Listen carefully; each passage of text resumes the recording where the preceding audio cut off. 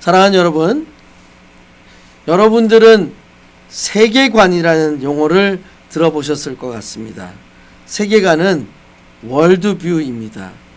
세상과 인간, 삶의 의미를 바라보는 근본적인 관점과 신념의 체계라고 할 수 있습니다. 즉, 세상을 어떻게 이해하고 해석하며 살아갈 것인가에 대한 결정을 하는 사고의 틀이라고 할 수 있습니다. 그렇기 때문에 세계관은 인간의 사고에 대한 중요한 질문에 대한 답을 서로 다르게 가지게 됩니다. 예를 들면 우주는 어떻게 시작되었는가? 인간은 누구인가? 삶의 목적은 무엇인가? 선과 악은 무엇인가? 왜 고통과 죽음이 존재하는가? 구원과 희망은 어디에 있는가? 죽음 이후에는 무엇이 있는가? 이런 질문에 대해서 서로 다른 세계관은 매우 다른 답을 가지게 합니다. 즉, 각각 개인이 가지고 있는 자신의 세계관은 각 개인의 날마다 삶에서 또한 어떠한 결정을 내리게 되는 기초가 되기도 합니다. 그렇기 때문에 세계관은 매우 포괄적이면서도 인간의 삶에 큰 영향을 줍니다. 돈으로부터 도덕까지, 정치로부터 예술까지 모든 삶의 영역에 영향을 끼칩니다. 한 인간이 어떤 세계관을 가지고 있냐에 따라 다른 의사 결정을 하게 됩니다. 예를 들어서 식탁 위에 사과가 있다고 생각해 보시길 바랍니다. 사과를 바라보는 식물학자는 아마도 사과라는 과실이라고 분류할 것 같습니다. 미술가는 사과를 보면서 그림을 그릴 것 같습니다. 식료품 가게 주인은 판매용으로 진열을 할 것 같습니다. 아이는 그것을 보고 먹을 것이 있구나 하면서 먹을 것 같습니다. 이러한 세계관은 서로 다른 세계관을 가지고 있습니다. 자연주의적인 세계관의 측면에서 보면은 인간에 대해서 초자연적인 존재는 인정하지 않습니다. 모든 것은 자연 법칙으로 설명된다고 생각합니다. 그렇기 때문에 인간은 진화의 산물이라고 보게 됩니다. 인본주의적인 세계관을 가지게 되면 인간의 이성과 능력을 가장 중요한 기준으로 삼습니다. 인간 스스로 행복과 의미를 만들어 갈 수 있다고 믿습니다. 포스트 모더니즘 세계관은 절대적인 진리는 없다고 생각합니다. 진리는 개인이나 문화에 따라 달라질 수 있다고 주장을 합니다. 그러나 기독교 세계관의 측면에서 보면은 하나님께서 세상을 창조하셨습니다. 인간은 하나님의 형상을 따라 창조되었습니다. 그러나 죄로 인해 하나님과의 관계가 깨졌습니다. 예수 그리스도를 통해 구원을 받습니다. 하나님의 영광을 위해 살아야 한다는 가치관을 가지고 있습니다. 이렇기 때문에 기독교 세계관의 핵심은 네 가지로 구분이 됩니다. 창조, 하나님이 세상을 선하게 창조하셨다. 타락, 인간의 죄로 인해 세상에 죄와 죽음이 들어왔다. 구속, 예수 그리스도를 통해 하나님께서 인간을 구원하신다. 회복, 하나님께서 새 하늘과 새 땅에서 모든 것을 완전히 회복시키신다. 따라서 세계관은 우리의 삶 전체에 영향을 미칩니다. 가치관과 윤리관, 교육과 학문, 정치와 경제, 문화와 예술, 직업 선택과 삶의 목적, 인간관계와 의사결정. 따라서 세계관은 단순한 철학이 아니라 우리가 무엇을 믿고 어떻게 살아갈지에 대한 결정을 하는 삶의 기초입니다. 여러분들은 어떤 세계관을 가지고 계신가요? 오늘 저희가 함께 읽은 베드로전서 2장 9절부터 12절은 이 세계관에 대해서 다루고 있습니다. 오늘 말씀의 제목은 너희 선한 일을 보고 하나님께 영광을 돌리게 하려 함이라입니다. 이 말씀은 기독교 세계관을 매우 압축적으로 보여주는 본문이라고 할 수 있습니다. 이 말씀을 통해서 그리스도인들이 자신이 누구이고 어떻게 살아야 하며 세상과 어떠한 관계를 맺어야 하는지에 대해서 주시는 메시지를 함께 살펴보고자 합니다. 베드로전서 2장 9절부터 12절에 기록된 그리스도인의 세계관을 통해서 주시는 첫 번째 메시지는 택하신 족속, 왕같은 제사장, 거룩한 나라, 소유가 된 백성입니다. 그리스도인의 정체성에 대해서 알려주고 있습니다. 너희는 택한 족속이요, 왕같은 제사장이요, 거룩한 나라요, 그의 소유된 백성이요, 이는 너희를 어두운 데서 불러내어 그의 기이한 빛에 들어가게 하신 이의 아름다운 덕을 선전하게 하려 하심이라. 얼마나 놀라운 말씀인가요? 베드로 사도는 그리스도인의 정체성에 대해서 명확하게 정확하게 기록하고 있습니다. 창세기 1장 27절부터 28절과 창세기 2장 15절에서도 인간이 어떻게 창조되었는지를 정확하게 기록하고 있습니다. 하나님이 자기 형상 곧 하나님의 형상대로 사람을 창조하시되 남자와 여자를 창조하시고 하나님이 그들에게 복을 주시며 하나님이 그들에게 이르시되 생육하고 번성하여 땅에 충만하라. 땅을 정복하라. 바다의 물고기와 하늘의 새와 땅에 움직이는 모든 생물을 다스리라 하시니라. 여호와 하나님이 그 사람을 이끌어 에덴 동산에 두어 그것을 경작하며 지키게 하시고. 여러분, 그리스도인의 정체성을 분명히 말해주고 있습니다. 하나님이 자기의 형상대로 사람을 창조하셨습니다. 그리고 하나님께서 인간에게 복을 주시고 그들에게 생육하고 번성하여 땅에 충만하고 땅을 정복하라고 말씀하셨습니다. 바다와 공중의 모든 생물을 다스리라고 하셨습니다. 또한 여호와 하나님이 사람을 이끌어 에덴 동산에 두사 에덴 동산의 모든 것을 다스리며 지키라고 말씀하셨습니다. 이것이 모든 그리스도인에게 주신 사명입니다. 인간은 하나님의 형상을 따라 지음받은 창조물입니다. 세상을 다스리도록 사명을 받았습니다. 그렇기 때문에 베드로 사전은 특별히 그리스도인의 정체성에 대해서 4가지로 소개하고 있습니다. 택한 족속, 왕같은 제사장, 거룩한 나라, 하나님의 소유된 백성입니다. 이것은 출애굽기 19장 5절과 6절에도 잘 기록되어 있습니다. 세계가 다 내게 속하였나니 너희가 내 말을 잘 듣고 내 언약을 지키면 너희는 모든 민족 중에서 내 소유가 되겠고 너희가 내게 대하여 제사장 나라가 되며 거룩한 백성이 되리라. 너는 이 말을 이스라엘 자손에게 전할지어다. 여기서 족속은 종족을 가리키는 말입니다. 가족보다 큰 개념을 말합니다. 특별히 성경에서는 이스라엘 전체를 가리킬 때 사용했습니다. 베드로 사도는 출애굽기 19장 5절과 6절을 통해서 이 말씀은 시내산 약속입니다.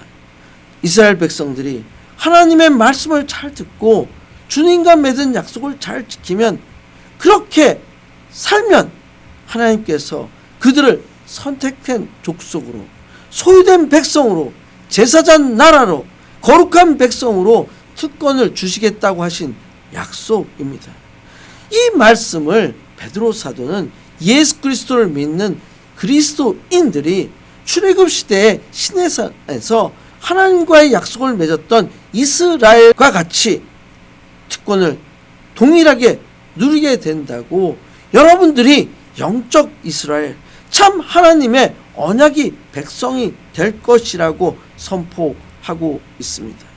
택한 백성은 하나님께서 아브라함을 선택하시고 아브라함의 혈통에서 나온 이스라엘 자손을 하나님의 선택받은 백성으로 삼았다는 것을 의미합니다. 이렇게 선택된 백성은 예수 그리스도의 보혈의 공로로 힘입어 예수 그리스도를 믿는 모든 자들이 하나님의 선택을 받은 언약이 백성이 된다는 것을 알려주고 있습니다. 제사장은 제사의식을 집전하는 사람입니다. 성경에서 하나님과 사람 사이에 중보적인 역할을 했습니다. 백성을 대신해서 하나님께 제사 드리는 일을 했습니다. 제사장은 백성의 대표가 되어 제사를 집례하며 특별히 아론 자손의 제사장들은 이스라엘을 대표해서 1년에 한 번씩 지성소에 들어가서 특별히 예배를 드렸던 대제사장 등으로 분류할 수가 있습니다. 특별히 베드로전서 2장 9절에 너희는 택한 족속이요 왕같은 제사장들이라고 하였습니다. 특별히 왕인 동시에 제사장 직분을 맡은 직분자입니다. 그것이 바로 그리스도인들이 갖고 있는 정체성에 대한 말씀입니다. 이 세상에 그 어느 누구에게도 어느 무엇에게도 종속되지 않는 영적 지위와 하나님께서 주시는 신령한 제사를 드리는 예배자로서의 삶을 살아가는 자가 되어야 한다는 것을 알려줍니다. 거룩한 나라란 이스라엘 백성이 하나님을 섬기기 위해서 특별히 구별받은 백성이 되었음을 의미합니다. 특별히 히브리어로 거룩하다는 카다시입니다. 잘라냄 혹은 분리함이란 의미로 더러움과 분리된 상태를 말합니다. 거룩함은 하나님만이 가지고 있는 성품이십니다. 다른 피조물과 완전히 다른 구별된 존재입니다. 하나님은 이스라엘의 거룩한 자로 기록하고 있습니다. 이사야서 12장 6절에서 시온의 주민아 소리 높여 부르라 이스라엘 거룩하신 이가 너희 중에 크심이라. 이사야서 17장 7절에서 그날에 사람이 자기를 지으신 이를 바라보겠으며 그의 눈이 이스라엘의 거룩하신 이를 뵙겠고. 이사야서 41장 14절에도 버러지 같은 너 야곱아 너희 이스라엘 사람들아 두려워하지 말라 나 여호와가 말하노니 내가 너를 도울 것이라 내 구속자는 이스라엘의 거룩한 이니니라. 거룩은 하나님의 속성을 가장 잘 나타내는 말씀입니다. 또한 하나님의 백성들에게 요구되는 명령입니다. 베드로전서 1장 15절과 16절에도 이렇게 써여 있습니다. 오직 너희를 부르신 거룩한 이처럼 너희도 모든 행실에 거룩한 자가 되라. 기록되었을 때 내가 거룩하니 너희도 거룩할지어다 하셨느니라. 사랑하는 여러분 모두의 삶이 하나님을 섬기기 위해서 살아가도록 선택된 소유된 백성과 제사장 나라로 거룩한 백성으로 구별된 삶의 정체성을 가지고 계십니다. 이 세상의 세계를 통해서 여러분이 교육과 정치, 예술, 스포츠, 경제 모든 삶의 영역에서 왕과 같은 지위를 누리도록 하나님께서 축복을 해 주셨습니다. 여러분 모두가 또한 제사장으로서 하나님을 섬기는 한 분 한 분으로서의 정체성을 가지고 계십니다. 여러분 모두의 삶이 왕 같은 왕으로서 세상을 지배하며 세상을 다스리며 예배자로서 하나님을 섬기는 한 분 한 분이 되시길 간절히 축원드립니다. 두 번째로 그리스도인의 세계관을 통해서 주시는 메시지는 하나님의 백성이요 국률함을 얻은 자니라입니다. 베드로전서 2장 10절입니다. 너희가 전에는 백성이 아니더니 이제는 하나님의 백성이요 전에는 긍휼을 얻지 못하였더니 이제는 긍휼을 얻은 자니라. 베드로 사도는 이제 완전히 변화되었다는 것을 선포하고 있습니다. 예수를 믿지 않았을 때는 하나님과 상관없을 때 그때는 긍휼이 없었습니다. 그런데 예수님을 알고 그리스도인의 정체성을 받았을 때 하나님의 긍휼하심을 받게 됩니다. 이것이 바로 비밀이라고 할 수 있습니다. 하나님을 알지 못하는 하나님의 백성이 아니면 주님의 은혜와 복을 받지 못합니다. 그러나 그리스도인이 되면 하나님의 보호하심과 놀라운 축복을 받게 됩니다. 그렇기 때문에 긍휼하심을 얻는 자가 된다고 가르쳐 줍니다. 이것이 바로 예수 그리스도를 믿는 사람들의 새로운 신분과 하나님의 은혜 안에서의 삶을 알려줍니다. 전에는 백성이 아니더니라는 뜻은 하나님과 멀리 떨어져 있던 삶을 의미합니다. 죄 가운데 있었던 삶을 의미합니다. 그것은 하나님의 언약 백성에 속하지 않은 상태를 의미합니다. 그러나 이제는 하나님의 백성이 됩니다. 예수님을 믿음으로 하나님의 가족이 됩니다. 하나님께서 우리를 자녀로 받아주셨다는 것을 의미합니다. 그렇기 때문에 전에는 긍휼을 얻지 못하였더니, 여기서 긍휼은 mercy입니다. 죄로 인해 심판 아래 있었고 하나님의 자비를 경험하지 못했던 상태입니다. 그러나 이제는 긍휼을 얻은 자가 됩니다. 예수 그리스도의 십자가를 통해서 죄사함을 받고 하나님의 사랑과 용서와 자비를 받은 사람이 된다는 것을 의미합니다. 사랑하는 여러분, 우리 모두는 하나님의 백성입니다. 우리 모두는 하나님의 긍휼을 받은 사람입니다. 이 구원의 기쁨이 우리의 공로가 아니라 하나님의 은혜이심을 믿으시길 바랍니다. 하나님의 은혜를 받은 자로서 살아야 합니다. 그것이 여러분의 정체성입니다. 그렇기 때문에 하나님의 사랑을 이웃에게 전하는 삶을 살아야 하는 것입니다. 이것이 바로 여러분 모두가 하나님의 백성으로서의 정체성입니다. 하나님께서 주신 긍휼에 감사하며 살아야 합니다. 그것이 여러분의 정체성입니다. 여러분들이 받은 긍휼을 다른 사람들에게 사랑과 용서로서 전하시길 간절히 축원드립니다. 베드로전서 2장 9절부터 12절에 기록된 그리스도인의 세계관을 통해서 주시는 세 번째 메시지는 하나님께 영광을 돌리게 하려 함이라입니다. 2장 12절을 보시기 바랍니다. 너희가 이방인 중에서 행실을 선하게 가져 너희를 악행한다고 비방하는 자들로 하여금 너희 선한 일을 보고 오시는 날에 하나님께 영광을 돌리게 하려 함이라. 세상 사람들, 이방인들이, 그리스도인들이 선한 일을 통해서 그리스도인들이 하는 선한 일을 본다고 기록되어 있습니다. 선한 일이 무엇인가요? 선은 가치 있고 올바르며 좋은 것을 의미합니다.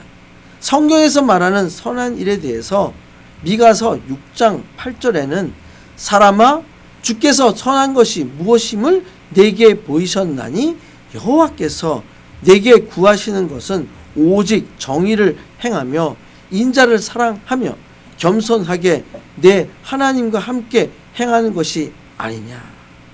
디모데전서 6장 18절에서 선을 행하고 선한 사업을 많이 하고 나누어 주기를 좋아하며 너그러운 자가 되게 하라라고 기록되어 있습니다. 선은 특별히 히브리어로 번역된 선을 히브리어로 번역된 것은 토브입니다. 아름다운, 매력적인, 사모할 만한, 유용한, 유익한, 뛰어난, 도덕적으로 올바른, 사랑스러운 등의 뜻을 가지고 있습니다. 이 선은 하나님의 속성을 표현하는 언어입니다. 하나님 한 분만이 선하신 분이십니다. 하나님 한 분만이 완전한 선을 행하시는 분입니다.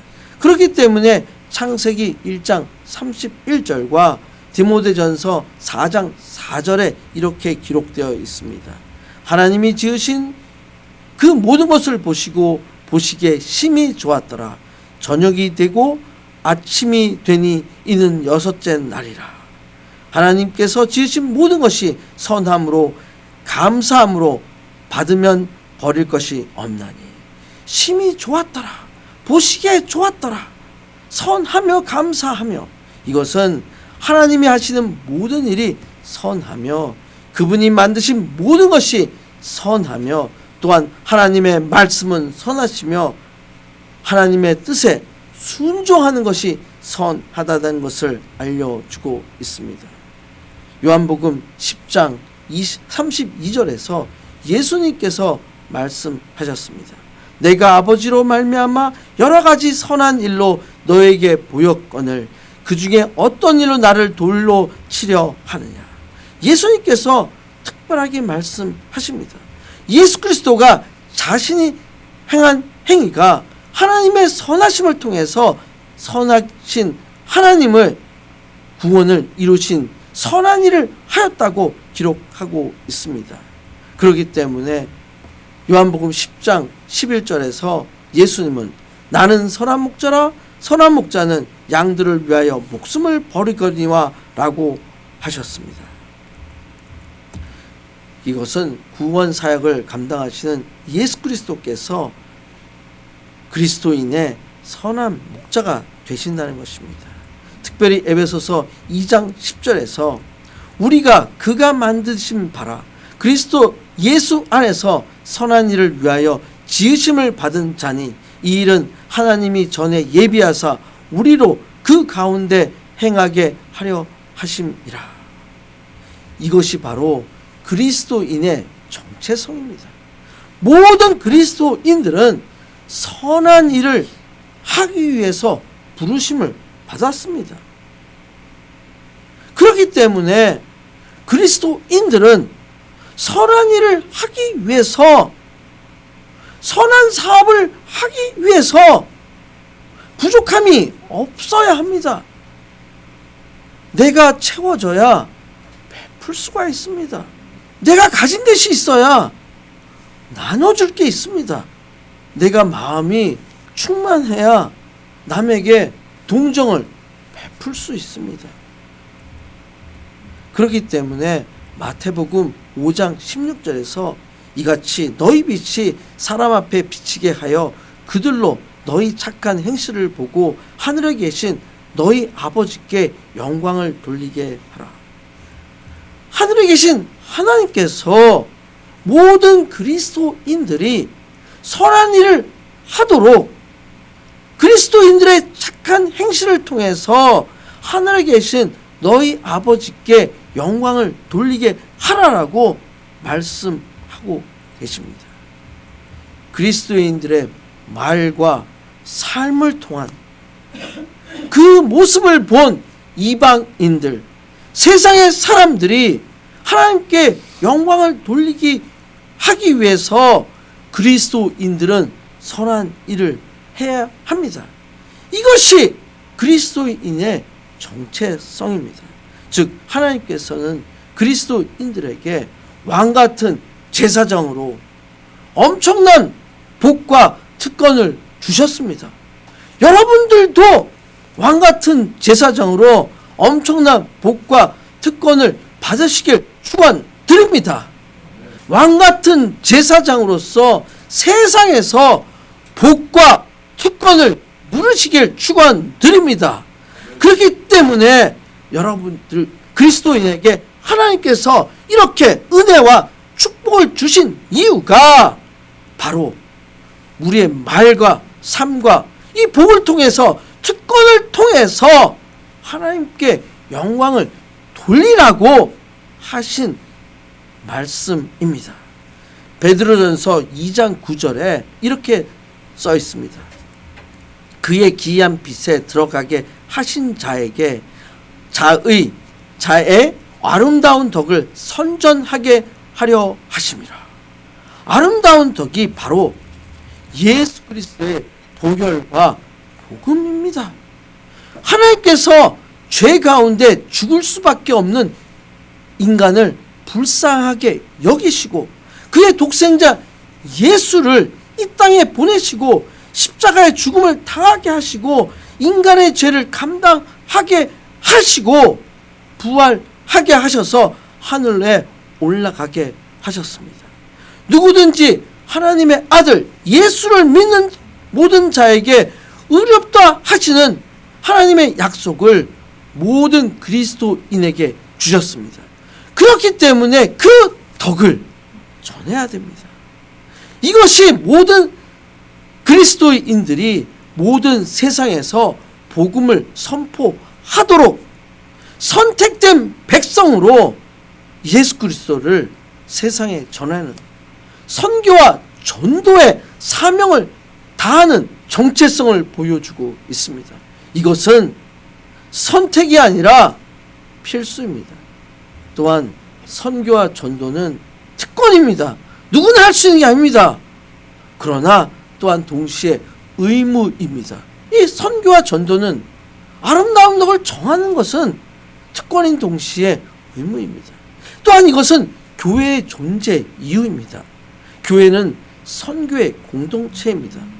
교회가 선교할 때 교회로서의 본질을 회복하게 됩니다. 사랑하는 여러분, 여러분 한 분 한 분이 왕같은 왕으로서 제사장으로서 담대히 세상을 향해서 복음을 선포하시는 선교하시는 교회가 되시길 간절히 축원드립니다.